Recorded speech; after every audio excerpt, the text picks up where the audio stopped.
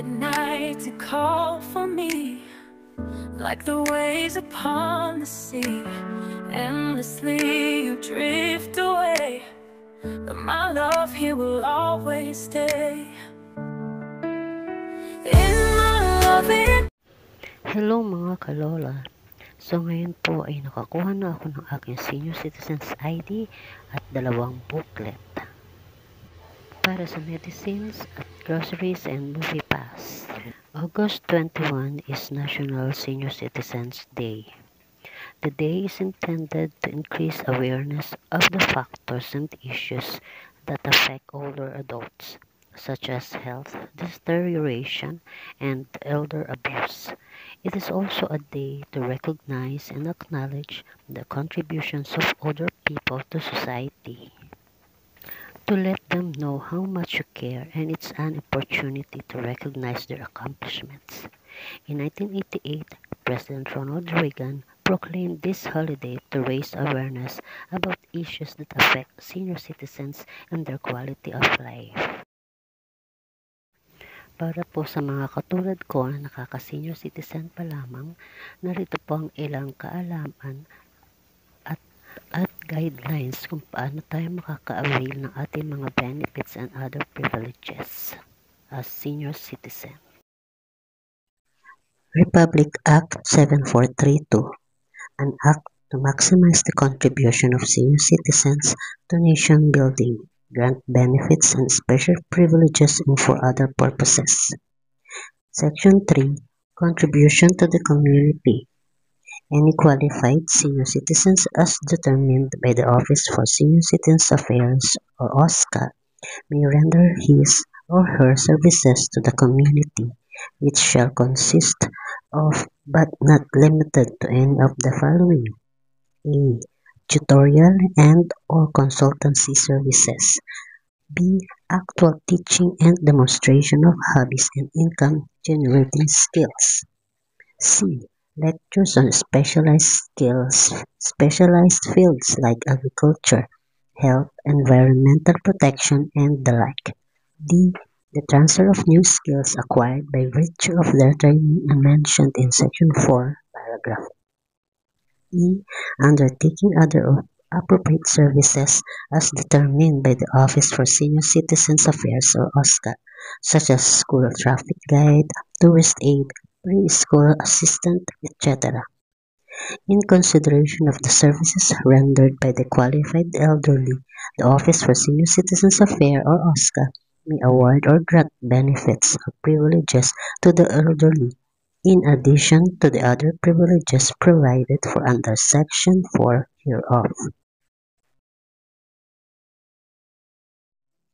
Medical and dental benefits.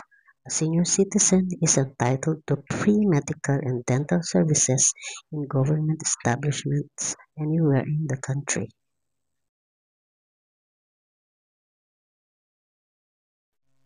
The 5% special discount for senior and PWD also cover agricultural products like rice, coffee, and vegetables among others, as well as household liquefied petroleum gas or LPG. The new policy hiked the weekly cap covered by the 5% discount from 1,300 pesos to 2,500 pesos as of March 21, 2024. Is senior citizen free hospitalization? In the Philippines, senior citizens are not granted completely free hospitalization in all cases, but they are entitled significant benefits and discounts, especially in government hospitals. These benefits include discounts on medical services and a no-balance billing policy in public hospitals under certain conditions. Here's a more detailed breakdown. Government hospitals, no balance billing policy.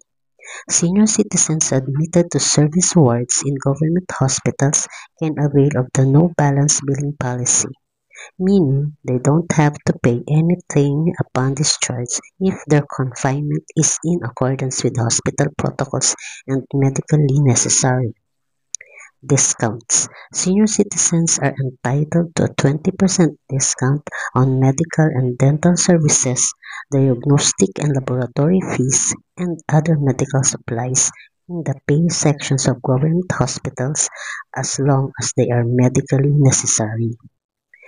In private hospitals discounts, senior citizens receive a 20% discount on medical services, diagnostics and laboratory fees, and other medical supplies in private hospitals, provided these are medically necessary and in accordance with hospital protocols.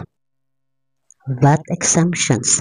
Senior citizens are also exempt from value-added tax or VAT on the purchase of goods and services. PhilHealth coverage. Mandatory coverage. All senior citizens from 60 years old and older are covered by PhilHealth whether they are lifetime members or automatically enrolled. Benefit availment. Senior citizens can use their PhilHealth benefits to reduce their medical expenses in both public and private hospitals. No balance billing. If a senior citizen's PhilHealth benefits cover the full cost of their hospitalization in a public hospital, they may not have to pay anything. Sa next vlog po natin ay atin namang i-feature ang bagong lunsad ng ating gobyerno, ang PhilHealth Yakap. So see you next vlog, mga kalola.